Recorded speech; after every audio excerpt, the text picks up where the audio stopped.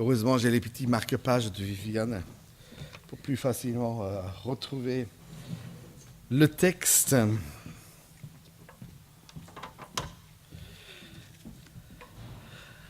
Donc aujourd'hui, nous allons poursuivre notre lecture de l'Évangile selon Marc, mais dans celui de l'évangéliste Matthieu. Vous savez, il y a plusieurs regards des évangélistes qui sont Matthieu, Marc et Luc et Jean, qui regardent des angles différents la vie de Jésus. Et le texte de Marc chapitre 8, les versets 27, se trouve également décrit dans Matthieu chapitre 16, les versets 15 à 19, que nous allons prendre aujourd'hui. Et le thème est « Viens construire l'Église de Jésus-Christ avec nous ». Est-ce que tu es venu ce matin pour construire l'Église de Jésus-Christ avec nous? Nous voulons bien t'inviter à construire l'Église avec nous. J'ai un tableau qui va nous faire la lecture. Et pour vous, demanda-t-il, qui suis-je ? Simon-Pierre lui répondit, tu es le Messie, le Fils du Dieu vivant. En réponse, Jésus lui dit, tu peux te réjouir, Simon, fils de Jonas, car ce n'est pas de toi-même que tu as trouvé cela. C'est mon Père céleste qui te l'a révélé. À mon tour, je te déclare, tu es Pierre, c'est-à-dire roc, et sur cette roche, j'édifierai mon Église, devant laquelle ni le pouvoir de la mort, ni les puissances infernales ne résisteront. Aucun ennemi ne pourra la détruire. Merci pour la lecture, Christophe. Tu es le Messie, tu es le Dieu vivant.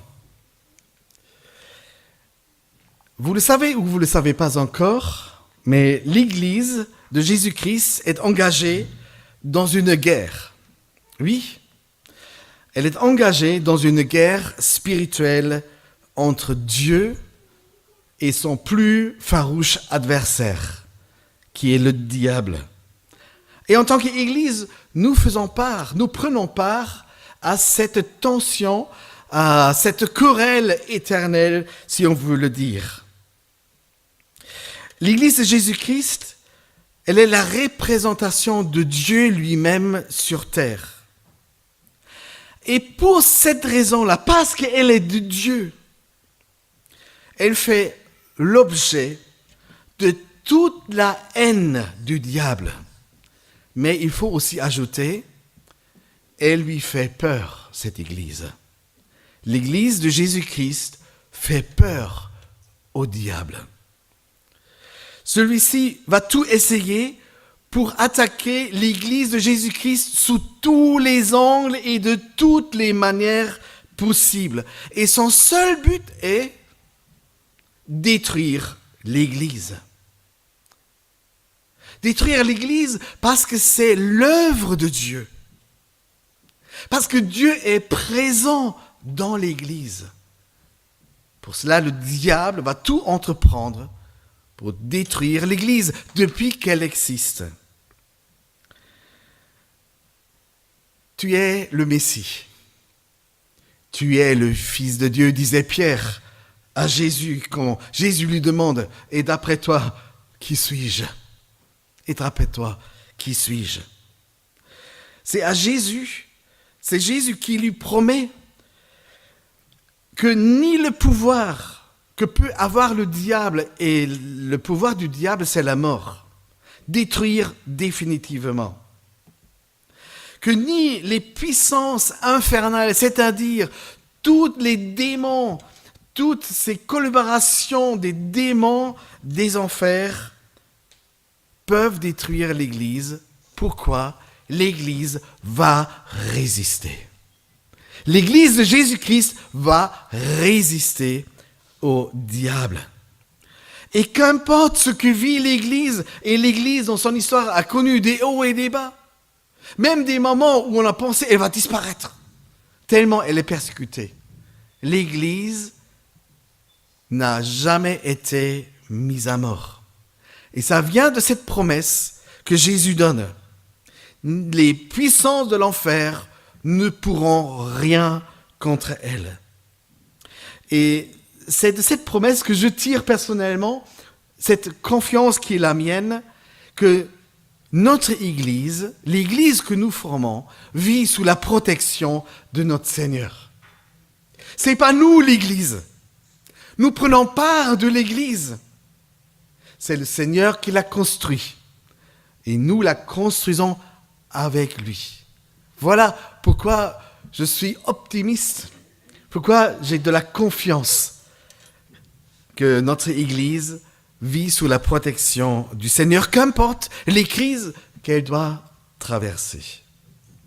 Nous pouvons aussi apprendre et prendre non seulement une attitude de confiance, dans une forme de défense spirituelle, on va prier pour que le Seigneur nous protège. Non, dans cette affirmation que moi je construirai l'Église et le diable ne pourra rien contre elle, est aussi un autre aspect dans la prière et dans la confiance qui est l'attaque. C'est carrément prendre agressivement dans la foi, si je peux me permettre cette notion, prendre agressivement dans notre foi le diable par ses cornes. Bon, c'est une image, mais vous connaissez bien cette image, prendre un ennemi par ses cornes. C'est une attitude offensive contre l'ennemi de nos âmes. Je ne veux pas subir, ni personnellement et ni dans l'Église, les attaques du diable. D'une manière ou d'une autre, je vais le vivre et nous allons les vivre. Mais je voudrais, avec vous, le prendre et vous donner confiance et agrandir et motiver votre foi, que selon la promesse du Seigneur, nous attaquons le diable là où il cherche à nous détruire. Qu'il vienne voir. Qu'il vienne voir. En Jean chapitre 10, verset 10, où Jésus est comparé comme le grand et le bon berger, nous lisons « Le voleur », et le voleur est ici l'image du diable même, le voleur ne vient que pour voler, égorger et pour détruire. Ça, c'est la carte de visite du diable. Mais moi, dit Jésus, je suis venu pour que mes brebis, ceux qui m'appartiennent, ceux qui me suivent, non pas seulement la vie éternelle, mais qu'il ait cette vie éternelle en abondance. Le Seigneur voudrait nous donner l'abondance là où le diable voudrait mettre les compteurs à zéro, raser l'Église. Et le Seigneur, il en ajoute bénédiction sur bénédiction et en abondance. Et contre l'abondance du Seigneur, le diable doit se prendre la peine dans son œuvre de détruire l'Église, si toutefois il pouvait y résister, s'il pouvait y réussir. Depuis que l'Église existe, et l'Église commence à naître dans les livres des Actes des Apôtres, et puis par toutes les lettres que les apôtres écrivent, qu'on appelle les épîtres, jusqu'au l'Apocalypse, nous lisons que l'Église de Dieu vit dans une confrontation perpétuelle. Sans répit, sans repos, le diable cherche à la détruire et le Seigneur va la construire en abondance. Aujourd'hui, dans nos jours, l'Église de Jésus-Christ est dans sa plus forte croissance. Vous l'avez su? Jamais l'Église a grandi avec une vitesse comme aujourd'hui. Sa croissance se vit à travers le monde. Moi en France, mais à travers le monde. Sur tous les continents, mais pas en France. C'est toute une histoire. Ici, on a déclaré Dieu lors de la Révolution, dans la grande Révolution française, on l'a déclaré mort, officiellement mort. Les hommes ne voulaient plus de Dieu, les Français ne voulaient plus de Dieu. Ils ont remplacé Dieu par la raison, par l'intelligence. Nous sommes suffisamment raisonnables, nous sommes suffisamment intelligents de ne pas avoir besoin de Dieu. Et les échos de ce refus, de cette déclaration, on le vit encore. Mais l'Église en France, elle aussi, est en croissance. Elle vit cette croissance forte dans une période où l'Église, à travers le monde, est la plus persécutée entre toutes les religions. Ce sont les chrétiens qui subissent la plus forte persécution entre les religions qui existent. Est-ce que vous connaissez l'œuvre de Porte Ouverte? Qui connaît l'œuvre de Porte Ouverte? Porte Ouverte est l'œuvre qui soutient depuis des décennies les chrétiens persécutés à travers le monde. Je vous conseille, pour votre propre bien spirituel, la lecture régulière de Porte Ouverte. Lisez les témoignages des pasteurs en Asie, les chrétiens en Amérique du Sud, et priez pour eux dans leur misère, dans leur persécution. Une fois, vous allez vous montrer solidaire avec ceux qui sont persécutés, et en même temps, ça va encourager votre propre foi, parce que nous vivons encore dans les temps de grâce. C'est en toute tranquillité et dans la paix sociale que nous pouvons construire l'Église. D'autres ne le peuvent pas. À travers le monde, aujourd'hui, au moins 215 millions de chrétiens sont gravement persécutés. Vous vous rappelez ce que Jésus dit? Le diable ne vient que pour voler, égorger et détruire. Et le diable est à l'œuvre. C'est la bonne nouvelle. Le diable est à l'œuvre. Vous vous posez la question, mais comment ça pouvait être une bonne nouvelle? Si dans votre vie, vous ne remarquez aucune attaque spirituelle, si vous avez l'impression que le diable reste loin de votre vie, il ne se fait ni remarquer, il ne vous attaque pas, là vous devrez être inquiet. Vous êtes sans le moindre danger pour le diable. Pourquoi? Parce que vous n'êtes pas témoin du Christ. Le diable n'a pas à se soucier de vous. Vous n'avez aucun témoignage qui emmène une autre personne perdue au Christ et au salut. Pour vous, peut-être le diable peut rester tranquille.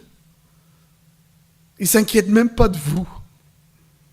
Mais je vous promets, là où le Seigneur agit puissamment dans votre vie, et là où vous êtes acteur à construire l'Église, là, le diable va s'agiter. Là, il a l'intérêt. C'est sa mission diabolique à lui. Si l'Église dort tranquillement, le diable reste loin de l'Église. Et elle n'est pas dangereuse. Mais là où elle se développe, là où le Saint-Esprit la construit avec des personnes ferventes, avec les disciples du Christ, le diable perdra son terrain. C'est une bonne nouvelle, par principe, que le diable est à l'œuvre. Parce que l'Église est en croissance. L'Église, elle vit. L'Église, elle témoigne. L'Église invite d'autres personnes à se joindre à elle et voir leur vie transformée. Dans un avion qui traverse les États-Unis de l'Est à l'Ouest, un pasteur américain est assis à côté d'un autre passager Et cet homme, à côté de lui, est en train, visiblement, de prier. Ah, je crois que tout pasteur serait content s'il trouve à côté de lui une personne qui prie. N'est-ce pas? Donc le pasteur lui demande, il se peut que vous soyez chrétien? Mais l'homme répond, mais non, surtout pas. Mais je vous ai vu prier.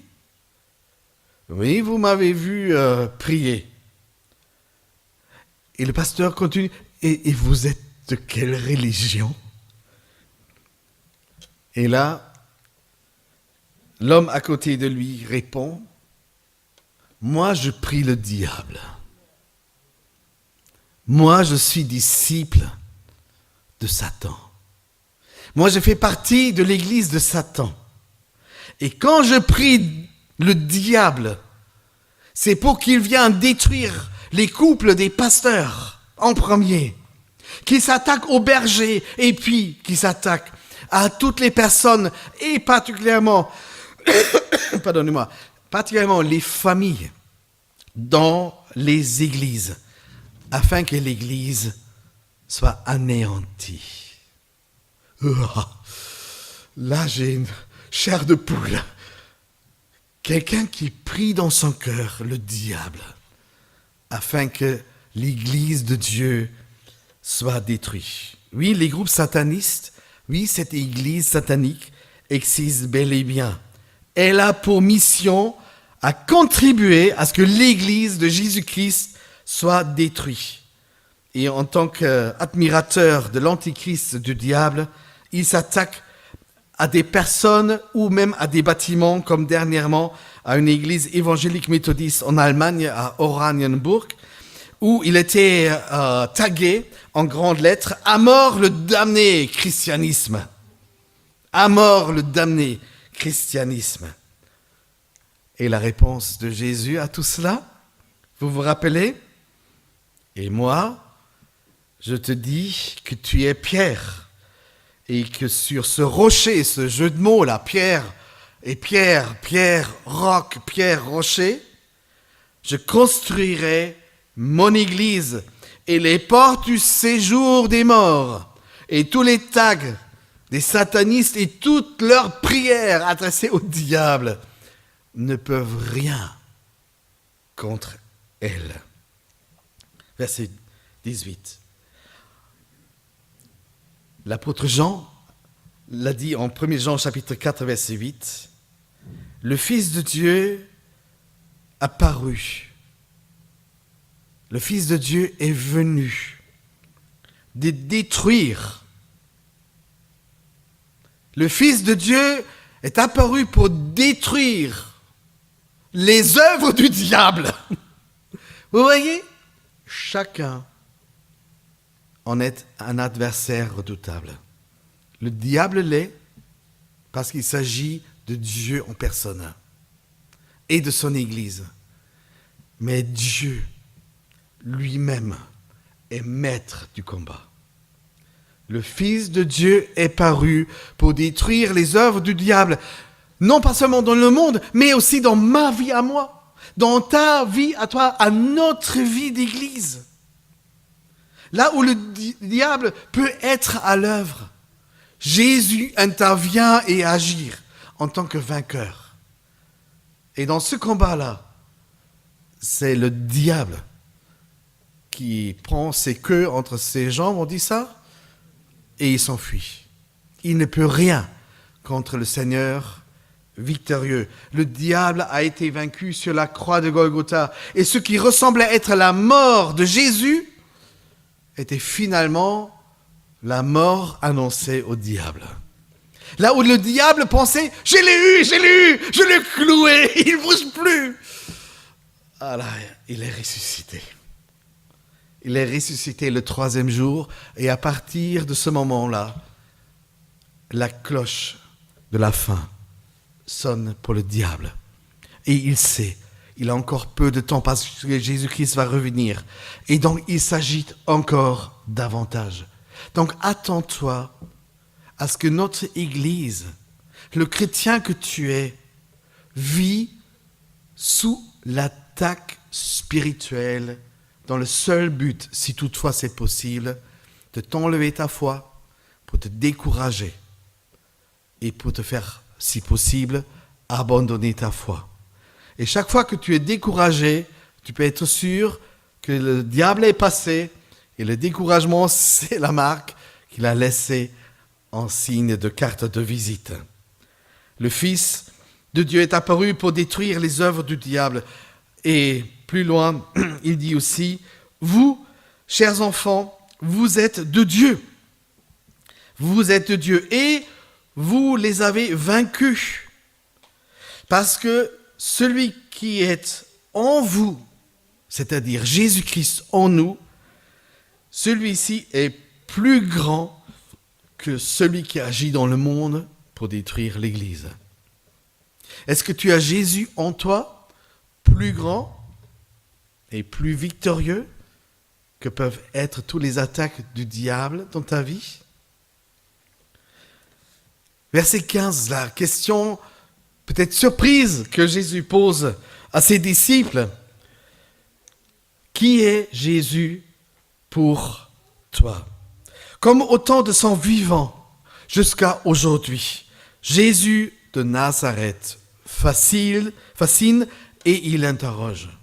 Qui est Jésus? Qui est ce Jésus de Nazareth? Et je peux vous dire qu'il y a un monde d'opinions différentes en ce qui concerne de qui peut être ou pouvait être Jésus de Nazareth. Pour certains, c'est un grand enseignant. D'autres voient en lui un prophète. Même les musulmans le voient comme prophète. D'autres encore, c'était un être angélique, envoyé des cieux.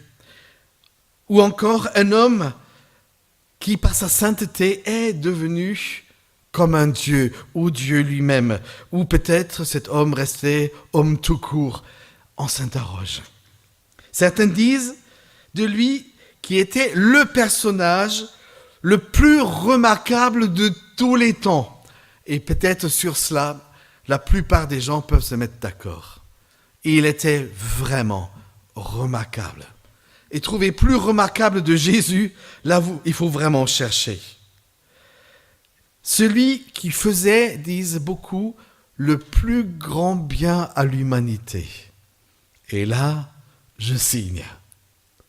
Il m'a fait mon plus grand bien. Il est venu du ciel dans mon humanité, dans l'homme que je suis, l'humain que je suis. Il a pris possession de moi. Il a commencé à transformer ma vie.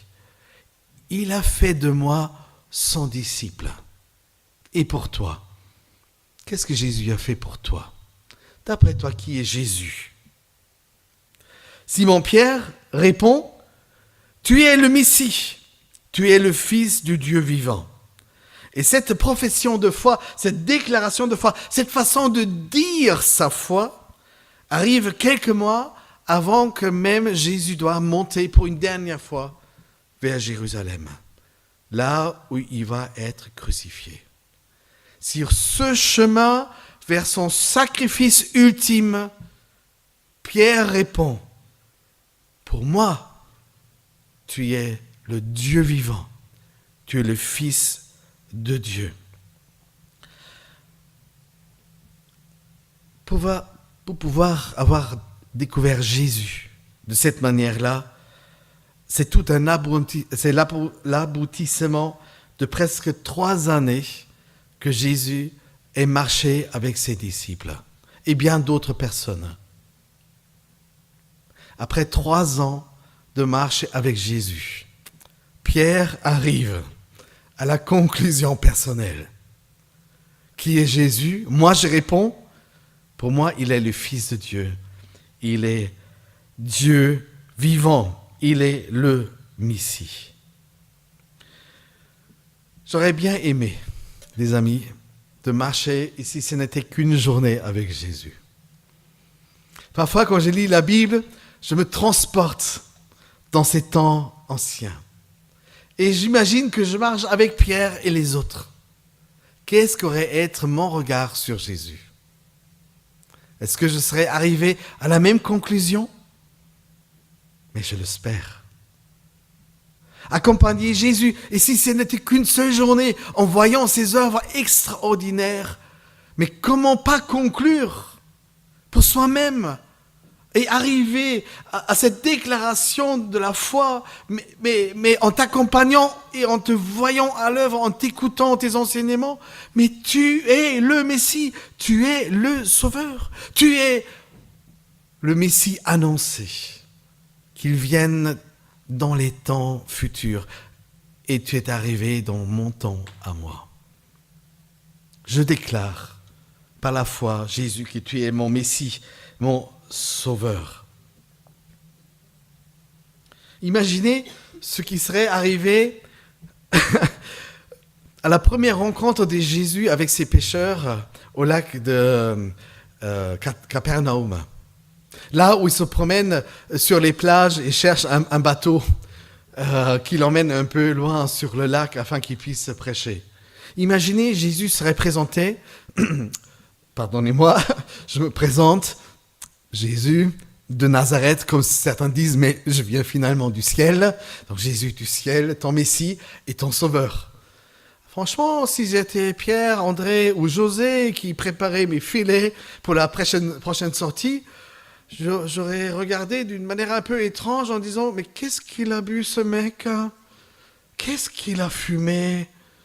Se déclarer fils de Dieu, Messie, ça doit être un illuminé. » Vous aurez cru si une personne que vous ne connaissez pas vient vers vous en disant « Voilà, je me présente, ton Sauveur. » Et tu dis « Yeah, je t'ai attendu, chouette que tu sois venu. Tu m'emmènes où finalement? » Non? À toi non plus. Ok. Vous savez, pour dire Jésus, tu es devenu mon Sauveur. Tu es le Messie, tu es le Fils vivant. C'est une découverte graduelle. C'est-à-dire qui se fait avec le temps et dans le temps. Et plus que les disciples ont marché avec Jésus, plus ça devenait une évidence. Il ne peut pas être autre que celui que les prophètes nous ont annoncé. Mais écoutez-le, personne n'a un enseignement pareil. Voyons-le avec les pauvres, avec les malades. Il fait exactement comme les prophètes l'ont annoncé. Est-ce qu'il n'est pas finalement le Messie que nous attendons? Et à la question de Jésus, à Pierre, d'après toi, qui suis-je pour toi? Il peut répondre, tu es le Fils de Dieu. Petit à petit, ils se sont rendus compte que ça ne pouvait être que celui qui l'attendait, le Messie. Que Jésus-Christ n'est pas simplement un envoyé de Dieu comme un prophète, mais que c'est Dieu lui-même venu dans notre humanité pour sauver ceux et celles qui se disent perdus. Et Pierre, en ce jour-là, il a vu par le Saint-Esprit de Dieu au-delà de ce que voient en général les yeux, nos yeux. Quand il dit « Tu es le Messie, le Fils de Dieu », c'est Jésus qui lui dit wow, « Je crains que tu n'as pas découvert tout seul, mais c'est mon Père dans le ciel. C'est par l'Esprit de Dieu que cette évidence t'a été révélée. » Voir au-delà de ce qui est visible à nos yeux. Voir au-delà de ce qui est visible à nos yeux. Pierre a reconnu en Jésus Dieu venu lui-même à sa rencontre. Et Pierre a reconnu et confessé Jésus désormais comme son Sauveur et Maître. Est-ce que tu l'as déjà fait dans ta vie? Déclarer Jésus comme ton Sauveur et Maître. Est-ce que tu l'as dit peut-être encore ce matin de nouveau? Je suis ton disciple et je vais te suivre parce que tu es mon Maître et mon Sauveur. Est-ce que c'est cela, ton engagement? Jésus lui répond que sur cette base, reconnaître Jésus Messie et Sauveur, Dieu venu dans sa vie. Sur cette déclaration, Jésus va construire l'Église. Jésus n'a pas commencé à construire l'Église par des briques ou pour faire couler le béton. Jésus a commencé à construire l'Église à partir d'une déclaration de foi. Une déclaration de notre foi qui sert comme un fondement solide afin que Jésus puisse construire dessus. Pour cette raison-là, Jésus dit, jusqu'alors, ton nom était Pierre. À partir d'aujourd'hui, tu vas être appelé le roc, le rocher, le solide, sur lequel moi je vais construire mon Église. Jésus va bâtir son Église d'une manière victorieuse, toujours attaquée par le diable, mais construit et maintenu par notre déclaration de foi. Nous croyons que Jésus est le Fils de Dieu et c'est lui qui construit l'Église contre toutes les attaques du diable. Et moi, je voudrais faire partie de ceux qui construisent l'Église avec Jésus. Et toi, tu viens? Toi aussi? Te joindre à l'équipe des constructeurs, des bâtisseurs d'église? Je ne peux que t'inviter, parce que c'est Jésus qui t'appelle aujourd'hui. Viens, mais viens. Viens avec ta foi et joigne-toi aux constructeurs d'église que nous voulons être, nous, ses disciples. Moi, je suis venu à Douai pour construire l'église. Vous dites, mais l'église a déjà existé. Oui, mais l'église est un chantier qui est toujours en construction. Vous voulez que l'église s'agrandisse? Dites oui. Bon, certains disent oui. Ok. Je pourrais avoir un oui plus prononcé, si toutefois c'est votre choix. Donc dites oui. Oui. Ok. L'église va être construite cette année, l'année prochaine et tout à l'heure lors de l'Assemblée générale. On va en parler.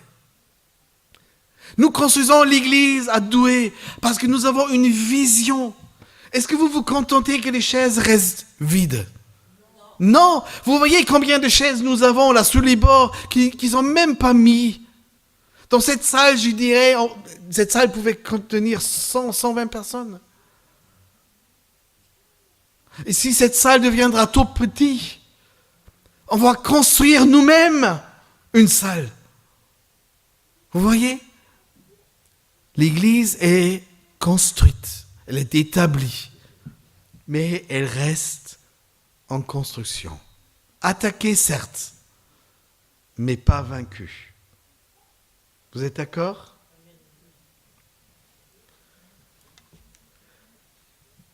Qui est Jésus pour toi aujourd'hui?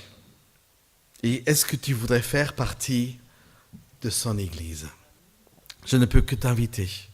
Et si Jésus était physiquement présent à côté de moi, et il est présent ici, il te dirait la même chose. Je suis même sûr qu'il utilise ma bouche pour te le dire. Joigne-toi comme un constructeur visionnaire à l'église que nous formons ce matin. Tu es Pierre. Je t'ai appelé par ton nom. Tu comptes beaucoup à mes yeux. Tu m'es précieux, car je t'aime. D'ailleurs, c'est une parole du prophète Ésaïe. Mais Jésus t'appelle aussi par ton nom. Il te donne cette révélation de qu'est-ce que c'est l'Église aujourd'hui et ce qu'elle sera dans les temps futurs.